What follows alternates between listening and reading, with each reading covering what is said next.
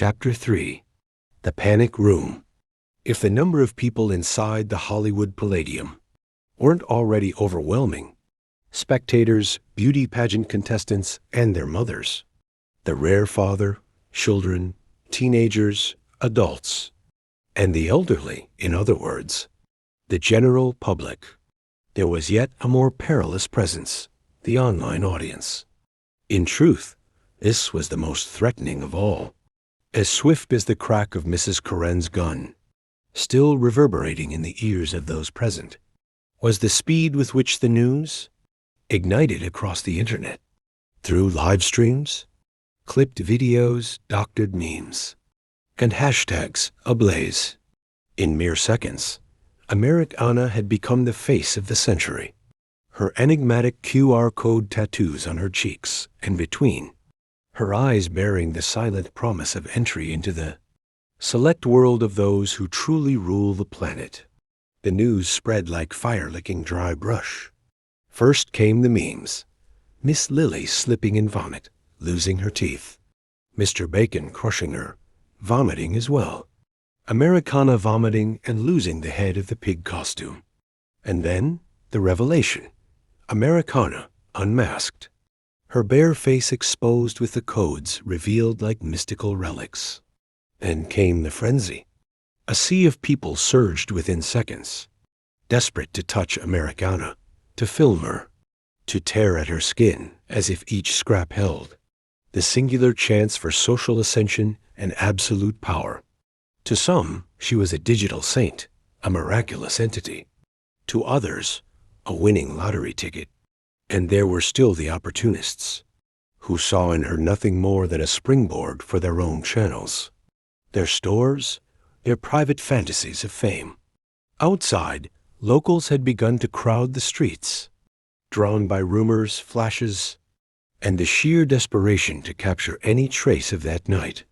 They craved a video, a photo, a touch, or perhaps a piece. The internet, for its part, was ablaze. Searches for the beauty pageant were breaking records. The girl with the raffled face was already trending at the top in the United States.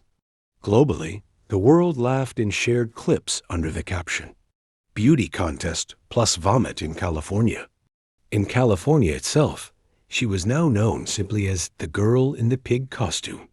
Amidst all this, Miss Lily and Mrs. Coren burned with hatred. The comments beneath the videos were unanimous. Someone call an ambulance for this toothless girl and drag her off the stage. The girl in the pig costume should have been the main character. And then, the virtual verdict. To the internet, there was already a winner and several losers. And Lily was one of the losers. Unacceptable. Lily had prepared her entire life for that moment. She stood on the stage that was rightfully hers, beneath the cameras she had always envisioned. And now, everything turned toward her cousin, the girl she had taken in, the girl who lived in her home out of pity, who knew all her secrets and feigned innocence, always silent, always humble, always invisible. And now, that same girl usurped the throne of light Lily believed was hers by destiny. Meanwhile, the remixed songs from that night were already circulating, like anthems of a new digital era, glorifying Americana as an icon of a generation ravenous for rupture and glory. And Mr. Bacon, Lily, Coren, all ridiculed, reduced to secondary characters in a spectacle that had never belonged to them. After the gunshot, flight became inevitable. The entire hall collapsed into a pandemonium of screens, phones, and violent impulse. The crowd didn't just want to see Americana. They wanted to touch her, mark her, extract from her something sacred or profitable. They wanted the QR codes. They wanted what she represented. And in that moment, all that mattered was to escape, still dazed from the impact of the fall, which had made the back of her head ricochet against the cold, unyielding floor. Americana began to regain consciousness. The first sign was the wind, a slicing breeze that grazed her face and stirred her stiffened hair. There was an acrid, nauseating stench clinging to it, something between dried vomit and expired disinfectant, forming a yellowish crust near the nape of her neck. She had not yet opened her eyes, but she could hear engines roaring in fury, sirens wailing in the distance, cameras crackling in frenzied bursts of flash. Her heart no longer seemed to reside in her chest. It now throbbed at the back of her head, pounding as though it had become something separate, untethered, out of control. Had she been shot by Aunt Corinne's bullet? Or had she simply passed out from the fall? Or was it all a hallucination? The fever dream of a dehydrated girl, starved, exhausted, teetering on the edge of mental collapse? The question spun like a spiral through her mind when, with effort, she opened her eyes. At first, everything was black. Then, shapes began to emerge, slowly clearing. It was nighttime. Above, the starry sky seemed to be in motion, not just because of the stars themselves, but because of their actual displacement. It was as if someone had pressed the fast-forward button on the tape of reality. But it wasn't an illusion. Everything really was moving at high speed. Americana realized, at last, where she was, in the backseat of her aunt's metallic pink Bentley Continental. Mrs. Corinne was behind the wheel, eyes glazed, teeth clenched, darting frantic glances between the rear-view mirrors and the windows. In the front seat, Mr. Bacon was panting. Beside Americana, Miss Lily kept her mouth covered with one hand, trying to hide what was left of her perfect smile, now a shattered row of teeth. The pain in her head was unbearable, and the more her senses returned, the more the memories surfaced. Aunt Corinne had managed to get them out of the Hollywood Palladium, clearing a path with her gun drawn, aiming coldly at anyone who dared block her escape. But none of that had been enough to stop the avalanche. The chase had begun the moment they crossed the theater doors, and now it stretched all the way to the Pacific Coast Highway, the same road they had taken before, but now in reverse. They were heading back to Malibu, skimming the rocky cliffs on one side and, on the other, the open sea, a silent witness to the most insane escape in the history of the Internet. Aunt Corinne drove like she was in an action movie. She swerved to avoid drones that appeared in front of the windshield like metallic bees, zigzagging to dodge cars and knock over motorcycles, clinging to the sides of the vehicle like parasites. The Bentley's engine roared like a beast beneath the pink hood, battling not only a physical chase, but a digital one as well. Drones broadcasted live. Influencers, journalists, and the merely curious fought for the best angle. But the dust of the road, mixed with the salty moisture of the ocean, coated their lenses. They fell behind. When they finally arrived home in Malibu, Mrs. Corinne pulled the Bentley into the garage and, without losing a second, pressed the button on the remote to shut the automatic gate. But it was too late. 5 drones, the size of turtles, had already slipped under the gate, invading the residence. They filmed everything in real time, streaming it to millions of screens around the world. "Get inside," shouted Mrs. Corinne, yanking Americana by the pig costume as Mr. Bacon and Miss Lily bolted through the kitchen. The garage door led straight into the kitchen. From there, a second door opened into the tiny room Americana called her bedroom. But now there was no refuge. The drone zipped through the garage, the kitchen, the dining room, and the breakfast nook. They filmed the kitchen, the pale faces, the wide eyes, the stumbling steps of those still trying to process what was happening. Crouching low to avoid a blow to the head, Miss Lily grabbed a broom and, with a hysterical scream, smashed one of the drones. Mr. Bacon finished it off with rabid bites, scattering parts and sparks across the floor. Mrs. Corinne, overtaken by a controlled fury, grabbed a large lidded pot. One by one, she trapped the remaining drones and threw them into the garbage disposal. The metallic grind of the rotors being shredded was almost satisfying. Outside, near the pool, 29 new drones hovered in formation, their red and green lights blinking as if they were swarming over a pot of honey. Without hesitation, Mrs. Karen raised her gun and fired, bringing them down one by one. Each fall came with sparks, the crackle of short circuits, and the unmistakable scent of burning wires. When everything seemed, at last, to have fallen silent, Mrs. Karen turned her attention to the epicenter of the chaos. Americana, the ungrateful niece, the deceitful girl, the usurper of dreams. But before she could launch into her scolding, a sound from the kitchen cut short her moment of revenge. Plim. The smart TV had turned on. Miss Lily, her eyes brimming and her face misshapen from crying, was pointing at the screen. Her voice barely came out. It sounded like a final breath. "Look, Mommy," as if she were pointing to the announcement of the end of the world. And in a way, she was. On the television screen, one of California's most watched news outlets displayed the headline in bold capital letters. Americana, the Internet's new sensation.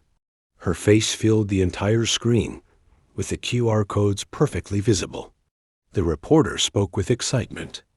"Good evening, ladies and gentlemen." A piece of news that promises to shake the very foundations of Hollywood. Apparently, there are two selected to enter the Imperium, the most exclusive bunker in the world.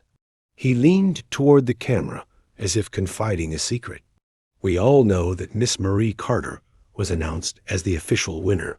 However, during a beauty pageant at the Hollywood Palladium, something unprecedented occurred.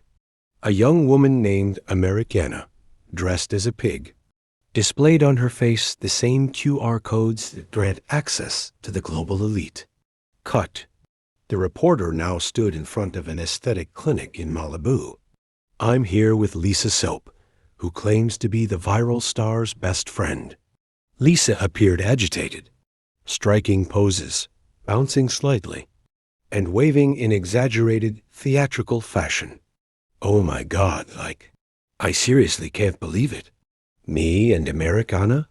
We're totally BFFs. We work together here at the Golden Glow Studio, where you can get tanning and 1,000 other fabulous beauty treatments, all with 50% off." The reporter cut her off gracefully, forcing a smile. "We'll be awaiting an official statement from the Imperium, Bunker, or the company Novax Stry. In the meantime, if you have any footage of the newly chosen Americana, please contact our newsroom. A reward is being offered." In the kitchen, Miss Lily erupted. Tears, snot, blood from her wounded gums, and dried vomit still clinging to her dress. She looked like a hysterical child denied her candy. "IT's not fair," she screamed, pounding the floor with her fists. That bitch." Mrs. Karen, on the brink of collapse, grabbed the TV remote. She began switching channels as if searching for oxygen. But there was no escape. Every channel, every single one, was showing Americana's face, with variations of the same headline. The Internet's new viral sensation. In a fit of irrational impulse, Mrs. Karen ripped the television from the wall with her bare hands. Then came the rampage. Through the house she went, tearing down every other TV, one by one. The devices were dragged to the backyard, beside the pool. Phones were seized, everyone's, including Americana's, along with the internet modem and even the satellite receiver. Everything was piled like firewood. So she went to the wine cellar, shattered a bottle of red over the mountain of technology, drew her gun, and pulled the trigger. Flames spread swiftly. The blaze danced in the reflection of the windows. Still silent, she returned to the kitchen. With a brutal grip, She seized Americana and shoved her toward something hidden behind the massive refrigerator. It was a door, metal, as large as the fridge itself, with a silver wheel at its center. Above it, etched in cold lettering, Panic Room. Mrs. Karen turned the wheel clockwise. A metallic, ominous click echoed. The door opened slowly, hissing. Without a word, she pushed Americana down the stairs, into the dark. Gradually, the lights began to turn on. First one, then another, as motion sensors detected that something new had entered the space. Within seconds, everything was illuminated, a kind of second house, hidden beneath the original structure, a panic room as large as the house above, though underground and secret. Despite the gray concrete walls and ceiling, there was nothing austere about the shelter. On the contrary, it looked more like a spa than a space for emergencies. Everything was pink, plush, padded. Pom-poms dangled from the light fixtures. A rose-colored carpet, thick as fresh grass, covered the floor. On the walls, 3 ornate golden-framed portraits caught the eye. One of Mrs. Karen in her prime as a beauty pageant contestant. Another of Miss Lily posing in a white bikini on a beach in Hawaii, straw hat in hand. And finally, baby Mr. Bacon seated in a purple armchair. Americana rose slowly, the pulsing pain at the back of her head throbbing, like a cruel reminder of the fall on the stage at the Hollywood Palladium. Each step triggered a new light. A small spider crossed her path, lost in the shaggy carpet. As she explored the space, Americana spotted 10 artificial tanning chambers, 3 hot tubs, 4 saunas. Farther on, 3 vanity tables with rectangular mirrors framed by round bulbs, each one filled with meticulously organized makeup. 12 shades of blush in a perfect row, ranging from reddish-brown to burnt orange. Americana turned to the opposite side and saw 12 industrial refrigerators, massive. Curious, she opened the first one, from left to right. Inside, 440. Smoked turkeys and 290. Calabrese sausages. The second was filled to the ceiling with bottles of sparkling water. The third held every milkshake flavor she could name, including mango and avocado. There were also 3 large beds, each one with pristine white sheets separated by partitions.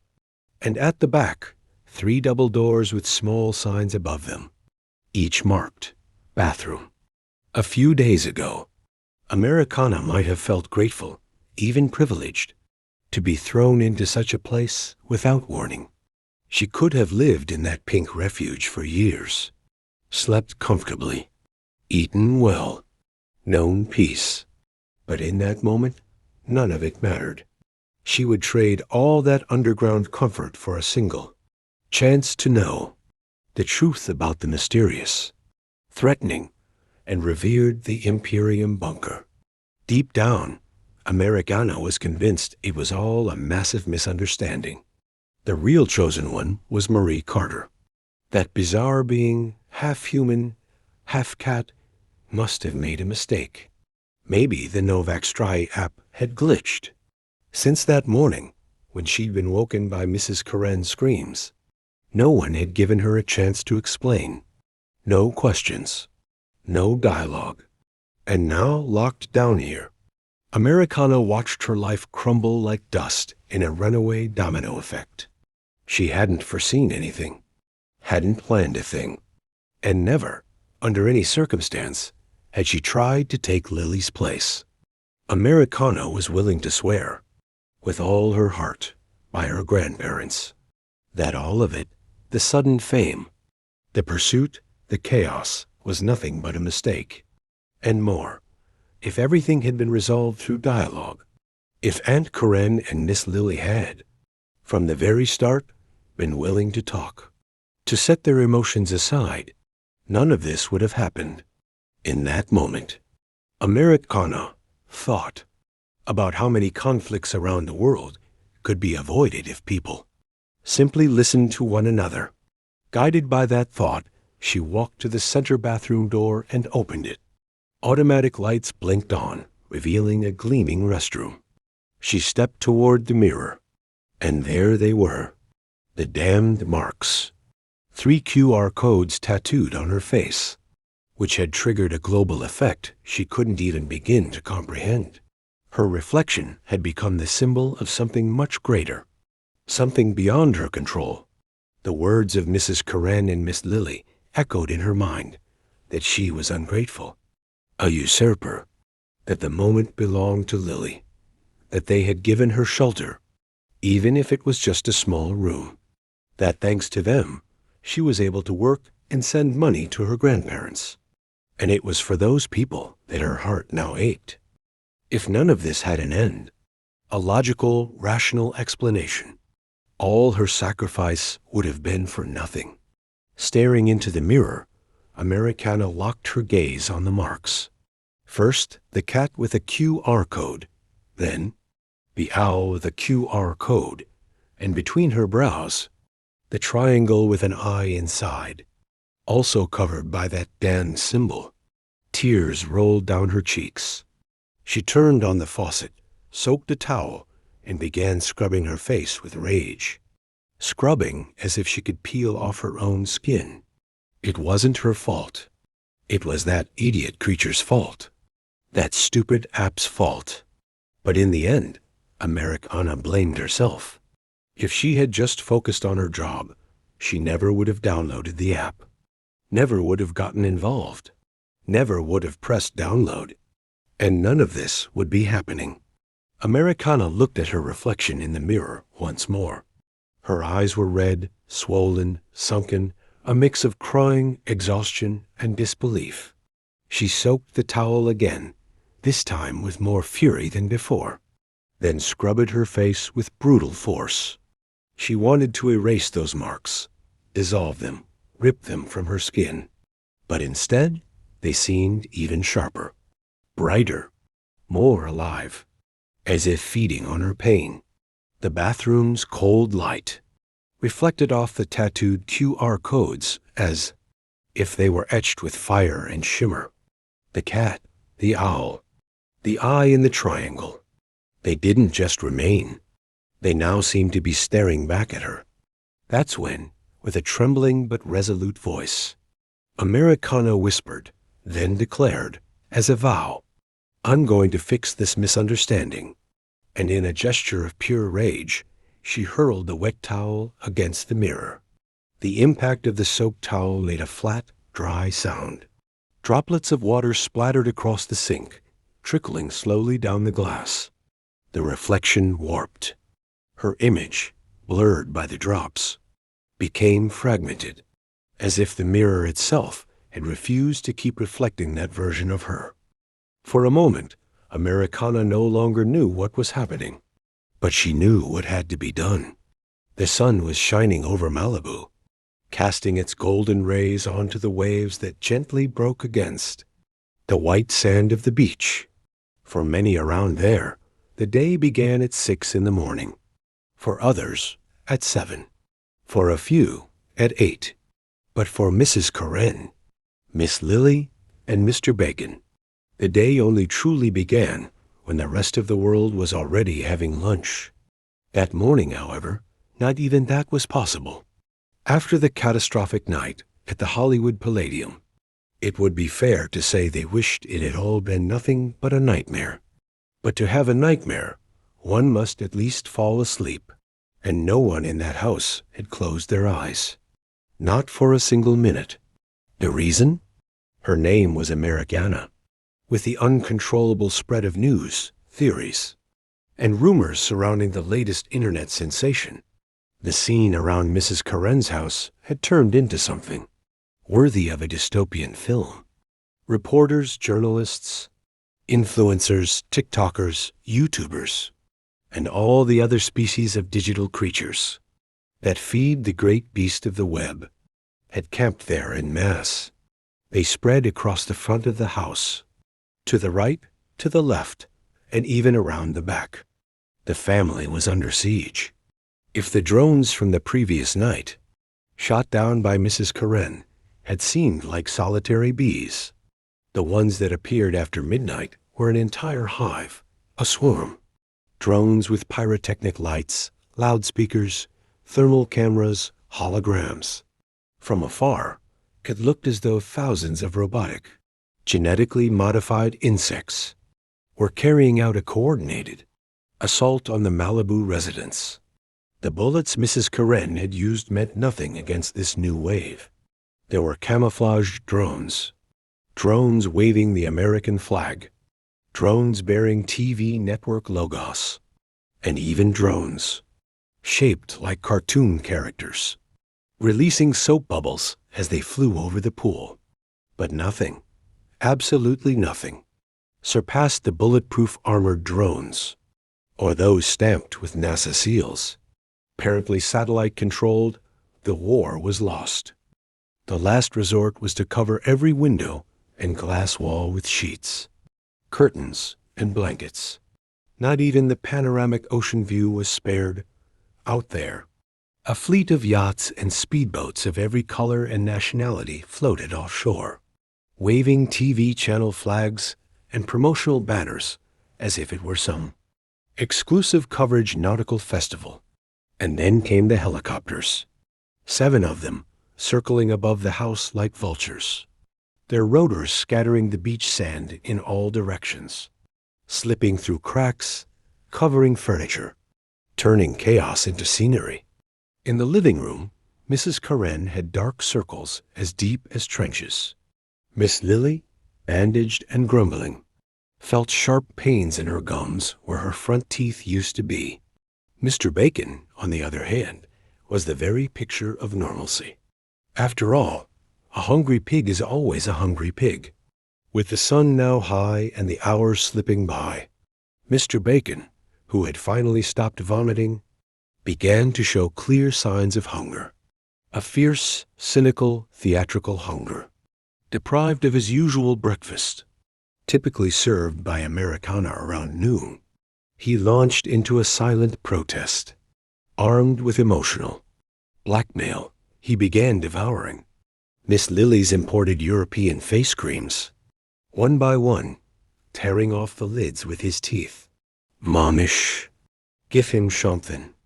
Mr. Bacon-ish eatin' all my queams," whimpered Lily, her lisping plea leaking through the gaps where her front teeth had once been. Mrs. Karen, exhausted and on the verge of a breakdown, had already burned all 10 fingers trying to boil water for hard-boiled eggs. Frustrated, she gave up entirely and surrendered to the pantry's decay. She served Mr. Bacon a meal that consisted of 1. Jarred chocolate cake, 2. Factory-made fruit loaf, 3. Frozen Halloween porridge from last year, 4. Expired candy canes from Christmas 2 years ago. It was the closest thing to peace that insane morning could offer. Of all Mrs. Karen's attempts to sneak out and buy her indispensable daily tanning spray, not a single one succeeded. Every single effort failed miserably.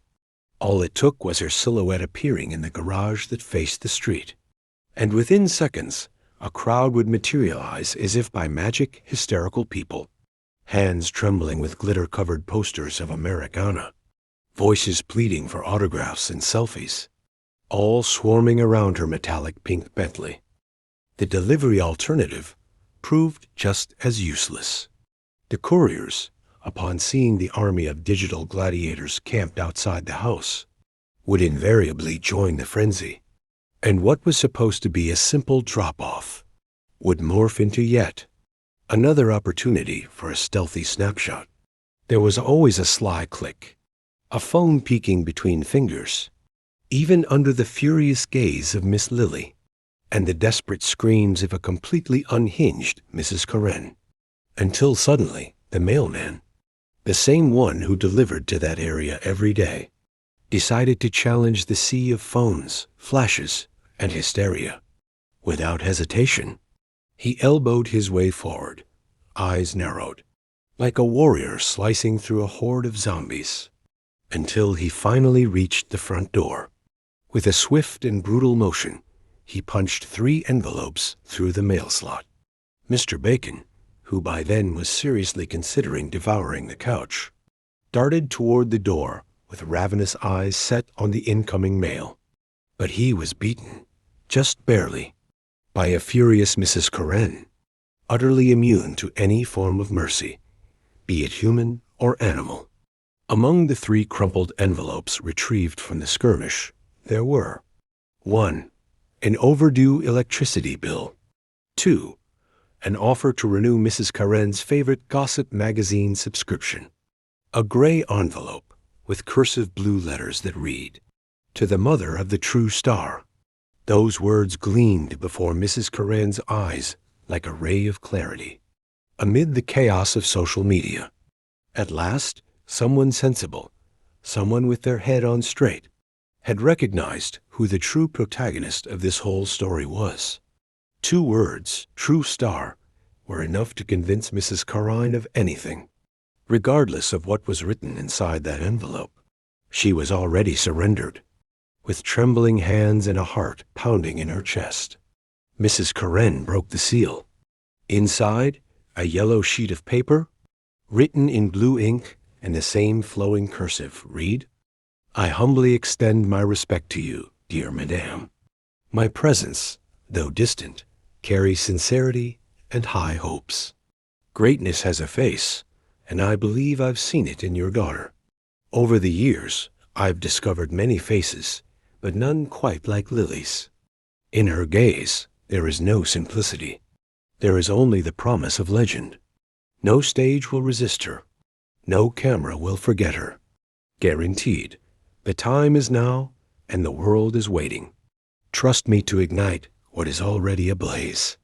Opinions may vary, but results never lie. Every great star begins with a single decision. All I ask is the chance to shape what's already extraordinary. There are agents, and there is Saul Eatstar. You and your daughter deserve not obscurity, but ovation. Others had their moment. Now it's Lily's turn. Urge me with but one word, and I will begin." Below, typed in as if by a typewriter's ghost, was a fax number printed faintly like a watermark. Without a second thought, Mrs. Karen rushed to the office, contacted the secretary of Agent Saul Eatstar, and scheduled a meeting for later that same day, right there at the house.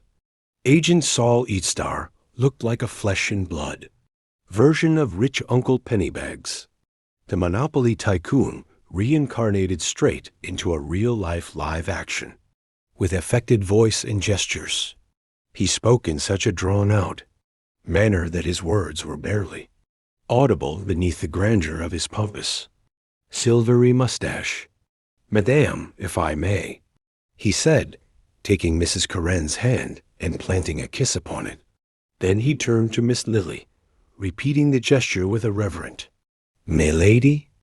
Not even Mr. Bacon was spared. He bowed ever so slightly to the pig and proclaimed, "Milord," and sealed it with a gentle pat delivered from the tip of his polished black cane. Everyone was spellbound. Then, with eyes gleaming with cunning and fingers laced together, Saul Eatstar began his speech. People see what they want to see. His voice echoed like a conjuring trick. Nobody changes their mind once they're already convinced of something. Arguing would be a waste of time. The smartest thing to do is pretend you're dancing their dance.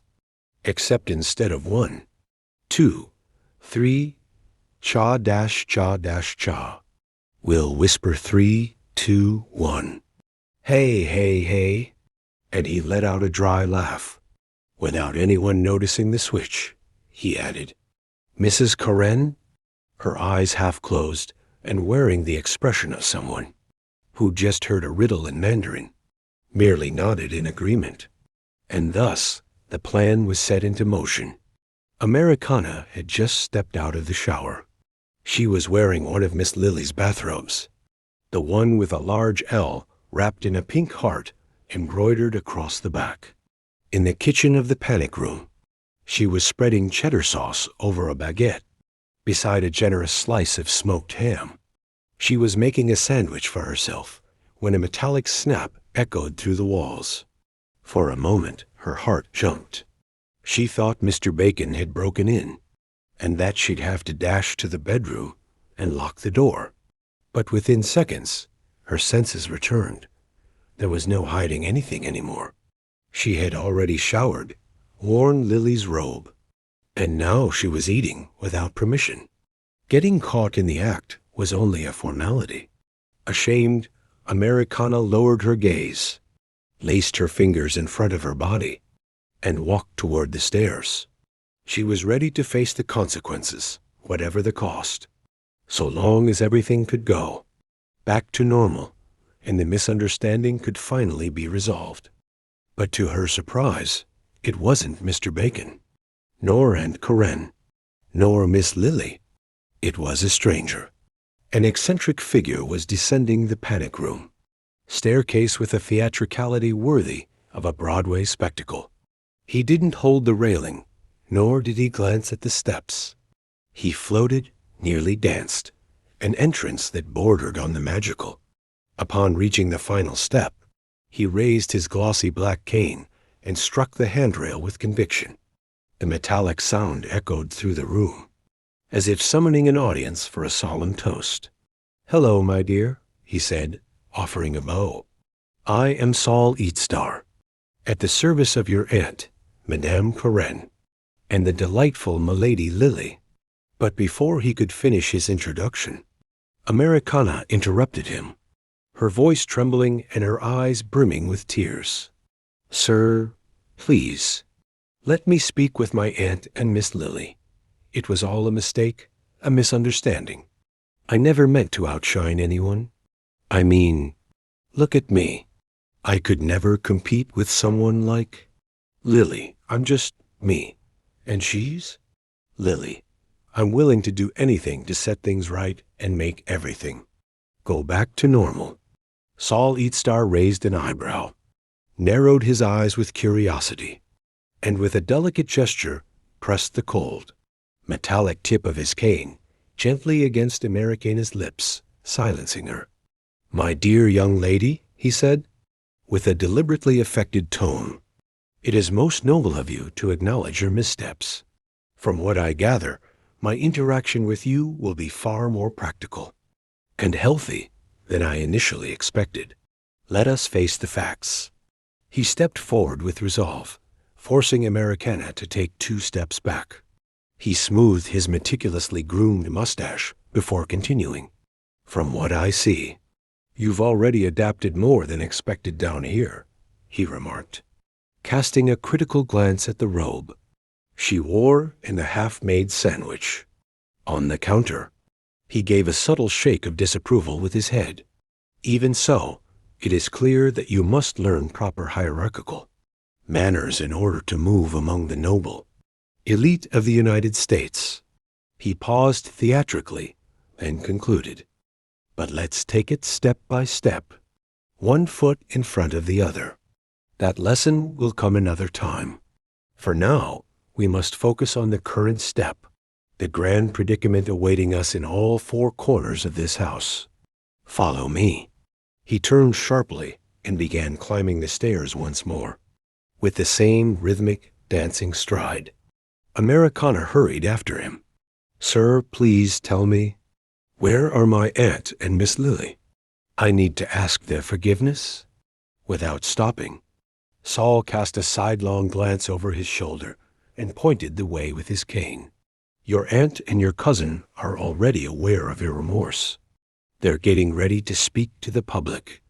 If you truly wish to restore order, to see each one return to their proper place in the hierarchy, then follow me. No questions. Just stay quiet and do exactly as I say, and everything will be resolved." Americana didn't hesitate. She ran to the steps and began climbing them 2 at a time, doing her best to keep up. "Yes, sir. I'll do whatever it takes. You have my word."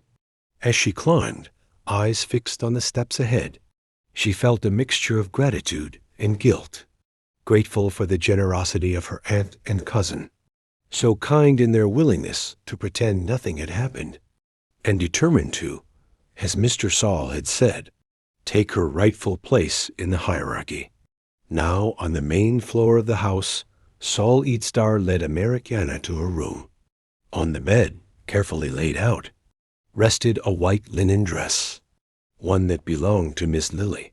It was waiting there for Americana, as if it were part of a costume prepared in advance. She dressed in silence. She brushed her hair and, with her hands clasped in front of her, made her way to the living room. They were all there. Mrs. Karen wore a strapless red dress with a slit running up to her thigh. Beside her, Miss Lily looked like she'd stepped out of a fairy tale. She wore a sparkling pink dress, cinched at the waist with a white bow. Over her face, a white surgical mask hid her toothless smile. Mrs. Karen and Miss Lily exchanged a glance. Then they looked at the white dress on Americana's body. The look said everything, even though nothing was said. As Americana drew a deep breath to express her thanks and ask for forgiveness, Saul Eatstar crossed the room in silence, as if he already knew everyone's lines before they were spoken. He walked to the staircase in the far left corner that led to the attic, and positioned himself at its base like a master of ceremonies. He extended his hand with elegance, helping Miss Lily up the steps, followed by Mrs. Karen and just behind Mr. Bacon. When Americana stepped forward to follow them, Saul raised his cane and struck it against the floor, blocking her path. Without a word, he turned and walked past her. Americana followed, and together they ascended to the attic. At the center of the room, an open skylight revealed the base of a spiral staircase leading to the rooftop terrace. The same silent ritual repeated itself. First Lily, then Karen, followed by Mr. Bacon. One by one, they climbed the steps. It was as if Americana were inside a rehearsal, a play where everyone already knew their lines. When Americana, the last to ascend the spiral staircase, finally emerged onto the terrace, she was met by a fierce, heavy wind, thick and violent, stirred by the rotors of the helicopters circling overhead. The noise was deafening.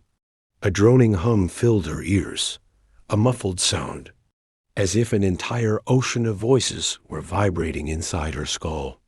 At first, she didn't understand what it was, but then she realized it was a crowd screaming and roaring for her. The view from the rooftop was unlike anything Americana had ever witnessed in her life. The streets, sidewalks, and even the surrounding hills were packed with people holding glittering signs. The name Americana written in sparkles, bold letters, and adorned with stars and hearts.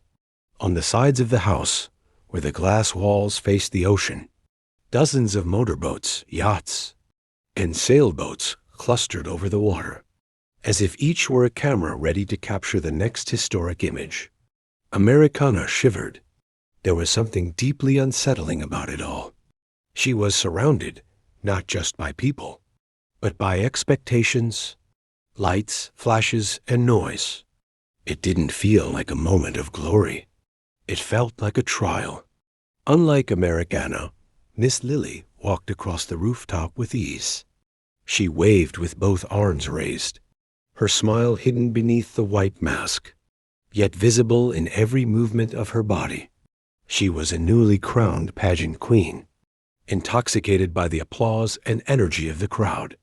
Mrs. Karen, meanwhile, stood at the center, hands on her hips, rousing the masses like a maestro of euphoria.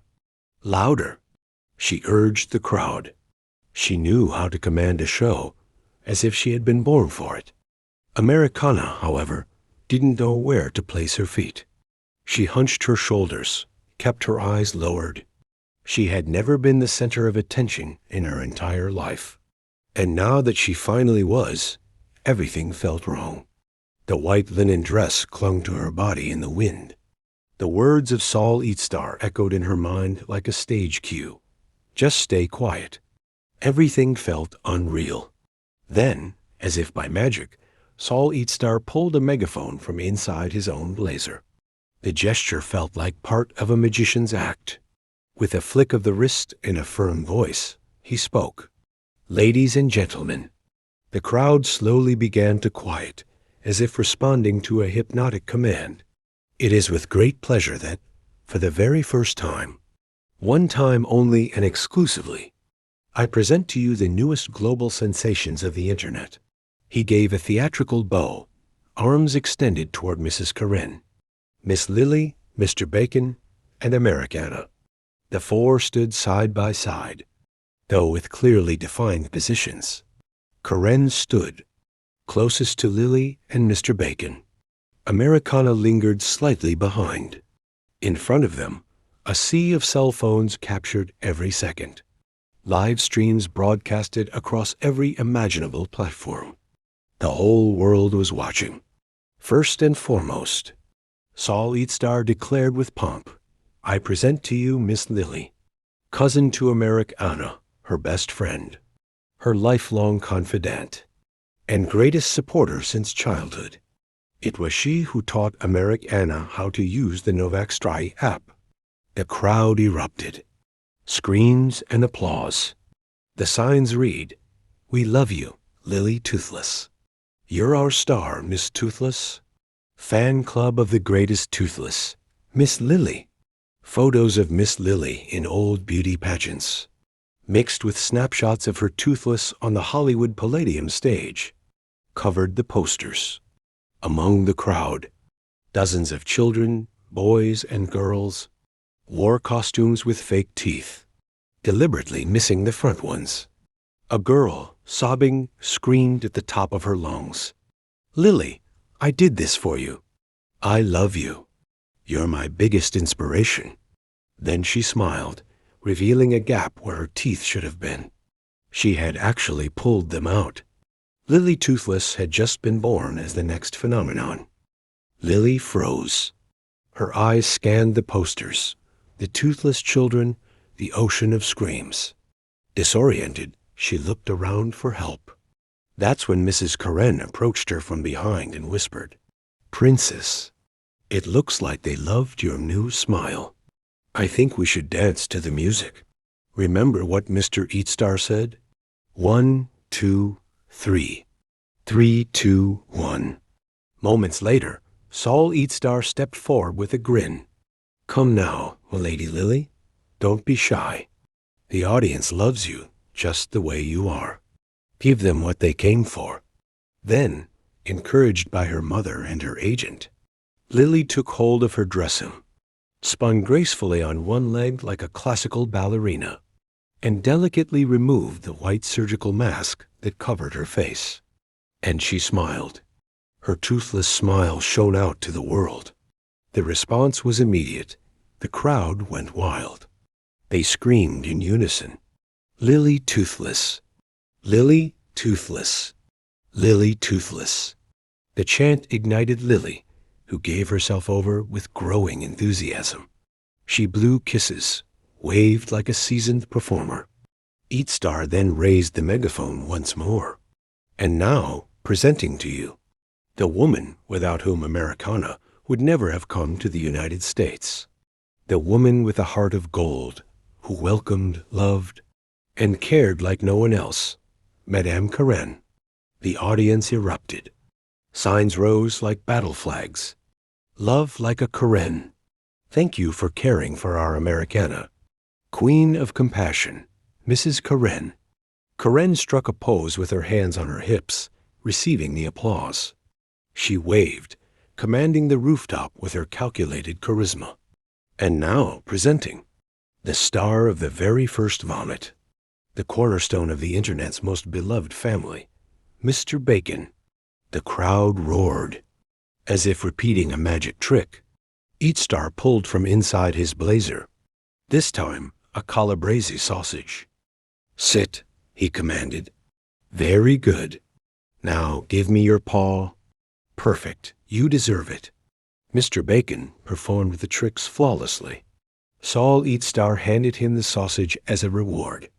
The audience screamed in ecstasy. People dressed as pigs squealed. Some spat theatrical vomit from their mouths. A row of overweight men ripped off their shirts, revealing letters painted across their bellies. Together, they spelled, Mr. Bacon. The crowd began to fall silent. As if a spell had been cast over everyone, the screams slowly faded, one by one, until only an anxious murmur remained. The audience awaited the grand finale, the climax, the reason for the entire spectacle. Americana knew it would be her who broke into a cold sweat and trembled, just hearing her name during roll call at school. To answer a simple here, her who had always tried to be invisible, a background character in her own life, someone who only wanted to slip unnoticed among others. All Americana truly wanted was to stop worrying, to stop wondering what she'd eat, whether she'd have a place to sleep, what clothes she'd wear. Above all, she wanted to care for her grandparents, now so far away, not just on the map, but in another reality entirely. A knot tightened in Americana's throat. Her heart pounded heavily. She felt deeply guilty for being there, on a rooftop in Malibu, worshipped like a star, while on the other side of the world, her family, her greatest loves, faced hardship. The glare of fame seemed to blind the truth of who Americana was. All of it needed to end, and fast. Americana needed to get back to work, earn her paycheck, send every cent to those who truly mattered, to help, to contribute, to be useful again. She also needed, to make amends with her aunt and with Lily. She was willing to do whatever it took to be allowed to stay there in Malibu, where she didn't pay rent, nor water, nor electricity, where the internet was free, and the silence of stability didn't ache quite as much as the hunger of survival. She recognized the effort, the kindness, even if everything felt strange, theatrical, and suffocating. She knew that, in some way, she had been taken in, and for that, everything needed to go back to normal. Instinctively, as if guided by some invisible choreography, Americana took 2 small steps back. She held the sides of her dress tightly in both hands, pressing the fabric to her body, and bowed her head. That was when Saul Eatstar approached her in silence, leaning in close. He bent toward her ear and whispered, "Don't forget. Just stay quiet." Those words felt like balm. Such relief washed over her that she almost sighed.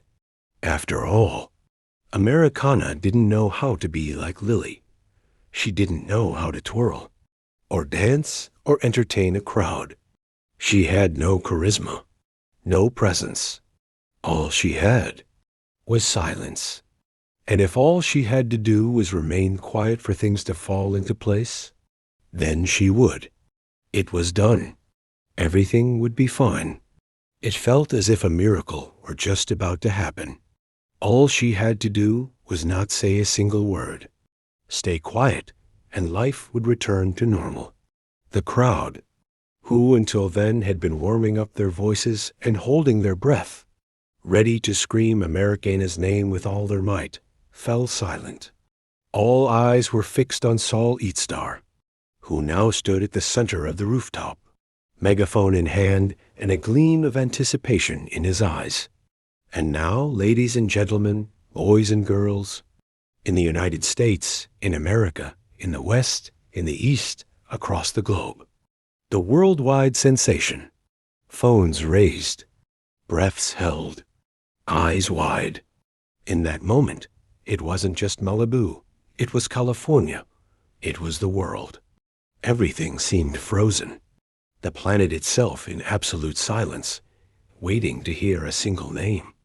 And then, with a movement that looked as if it had been choreographed straight from Broadway, Saul Eatstar spun on his heels, stretched out his arms, and proclaimed, A Meeerica. Americana shrank her shoulders, eyes shut, bracing for an avalanche of screams. But instead, she heard something hissing, a sharp, metallic sound that sliced through the sky above her head. When she opened her eyes, she saw a light, a flare, being fired into the air. The incandescent line cut across the sky like an abrupt slash, interrupting not just the moment, but the breath of the crowd. The flare exploded in a violent light like a firework. Then everything happened far too fast. A blast of wind tore across the rooftop. A helicopter thundered above their heads. A neck dropped over Americana, slamming her to the ground with brutal force. The crowd that had just been screaming in ecstasy was now screaming in panic. Shrill, disoriented cries. People ran in all directions, like ants from a shattered nest. Smoke filled the air, hot and suffocating. Tear gas canisters exploded everywhere. A metallic voice echoed through the chaos, rising above the mayhem. "Attention, everyone! This is HSI, Homeland Security Investigations. Evacuate this area immediately. Anyone who remains will be considered an accomplice and charged with obstruction of justice." Tall men dressed in black, wearing bulletproof vests stamped with police HSI, emerged from within the crowd like armed phantoms. They pushed everyone back without distinction. Men, women, the elderly, children. Out at sea, HSI boats surfaced, advancing on the yachts and speedboats, detaining anyone who tried to remain. In the sky, black helicopters replaced the drones and press cameras, scattering them violently. The voice on the megaphone continued, merciless. "Everyone out. Those who refuse to leave will be detained.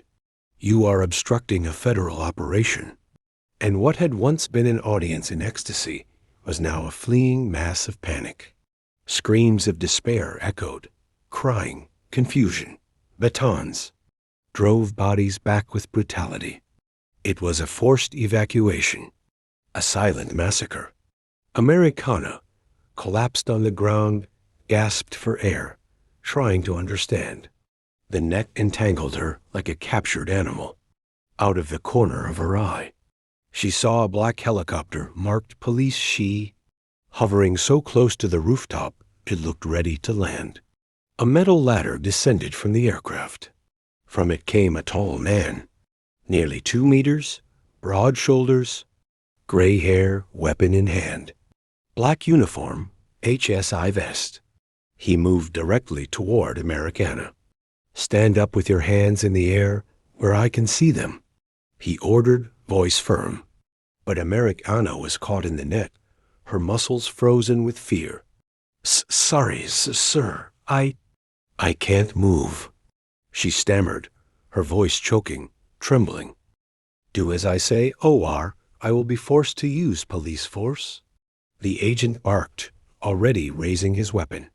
With what little strength she had left, Americana broke free from the net and stood, unsteady. Her hands trembled so violently, they looked as though they were waving. Her entire body seemed to defy her. The agent reached for the handcuffs on his belt. "Americana del Silva, you are under arrest for unlawful presence in the United States of America. Any resistance will be considered obstruction of a federal investigation." As the agent cuffed her hands, Americana looked around, stunned, searching for familiar faces. Aunt Karen, Lily, someone. Please. She looked toward the stairs she had climbed to reach the rooftop. And then she saw them. Miss Lily, Mr. Bacon, Mrs. Karen, and Saul Eatstar. They had already gone down. They were safe. Lily, for a moment, turned back toward Americana. She looked from a distance, eyes narrowing. And then she smiled. A crooked, toothless smile, cold as destiny's irony.